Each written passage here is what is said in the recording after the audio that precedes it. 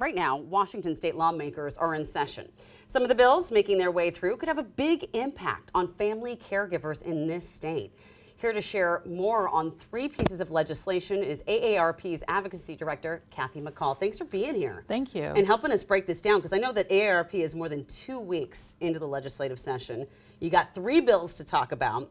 First up is housing options. So it's about co-living. Can you tell us what co-living is and how it will help Washington families? Sure. When AARP looks for legislative priorities, we really look at how can we support older adults and how can we support their family caregivers.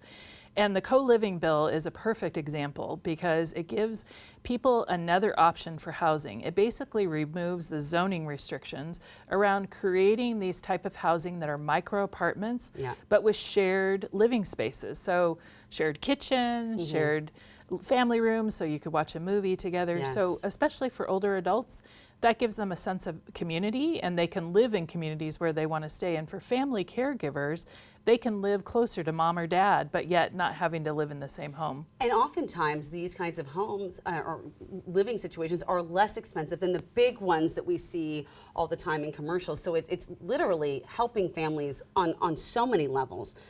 Next up is something called surprise billing.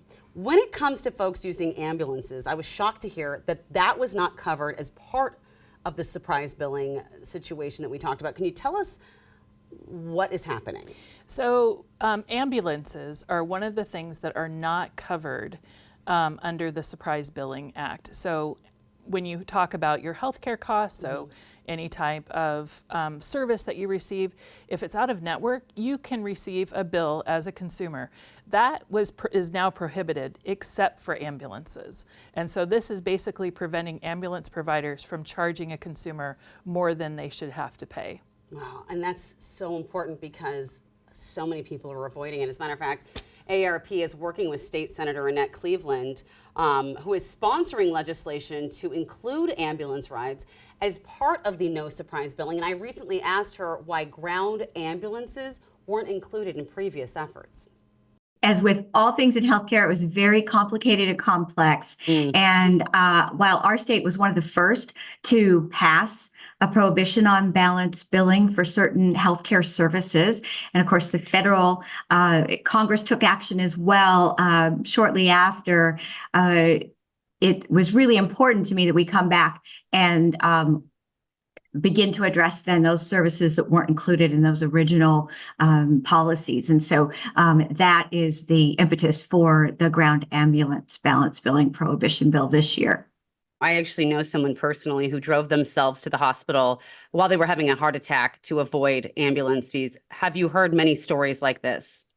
I have heard a great many stories, and this oftentimes seems to particularly impact our seniors who maybe are in a facility, need to be transferred to another facility, and find out that cost is burdensome. Yeah.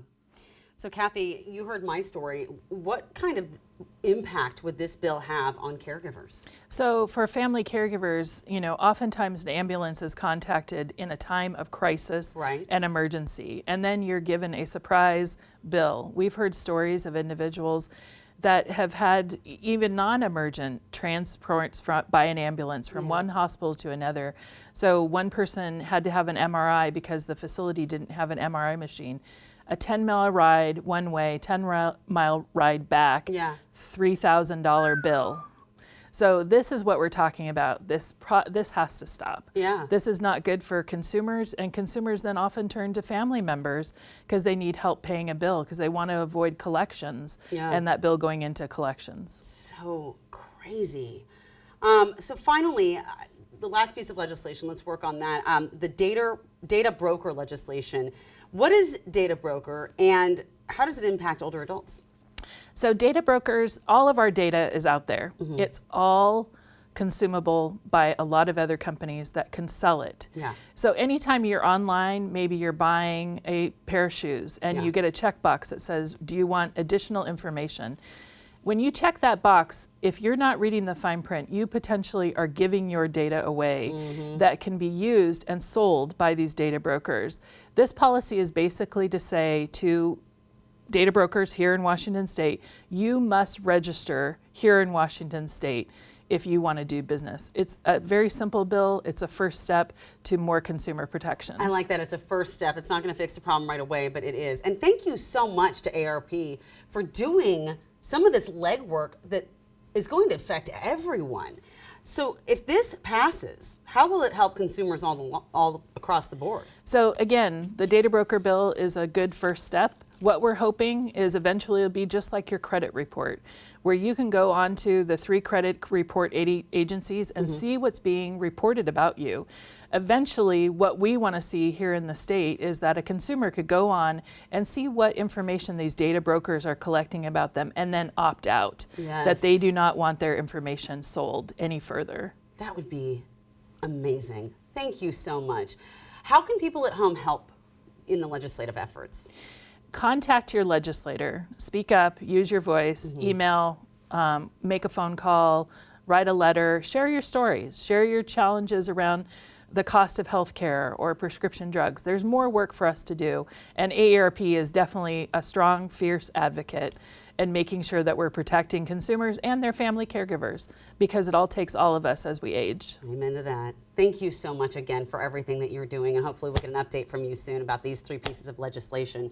Meantime, to learn more about that legislation affecting family caregivers, just go to the website you see on your screen. This portion of New Day Northwest is sponsored by AARP and BECU.